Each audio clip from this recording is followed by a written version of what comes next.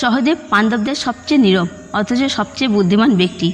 ছোট থেকেই তার মধ্যে ছিল ভবিষ্যৎ দেখার শক্তি। তিনি জানতেন মহাভারতের প্রতিটি অধ্যায় কে বিজয়ী হবে, কে প্রাণ হারাবে, বিশ্বাসঘাতকতা কোথায় হবে, এমনকি নিজ পরিবারেও কার নিয়তে কী। কিন্তু ছিল এক কঠিন শপথ, তিনি সব কিছু জেনেও কিছু বলতে পারবেন না, চুপ থাকতে হবে। কতটা কষ্টদায়ক সেই নীরবতা!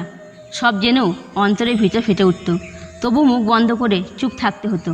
সহদেবের এই নীরবতা আমাদের শেখায় জ্ঞান যতই হোক তার থেকেও বড় হচ্ছে সময় জ্ঞান, ধৈর্য আর নৈতিকতা। আজকের ব্যস্ত জীবনে যেখানে সবাই শুধু কথা বলতেই ব্যস্ত, কথা শোনার কেউ নেই, এই বাস্তব জীবনে কখনো কখনো নীরবতাই হয়ে ওঠা সবচেয়ে বড় শক্তিশালী ডিসিশন। সব কিছু জানি বলতে পারা শক্তি নয়, সব জেনে না বলা সেটাই প্রকৃত শক্তি। তাই আসুন আর সবাই মিলে ভালোবেসে আমার সঙ্গে বলুন জয় শ্রীকৃষ্ণ। ভালো লাগলে একটা কমেন্ট করে জানাবেন। আপনার প্রতিক্রিয়া আমাদের অনুপ্রেরণা।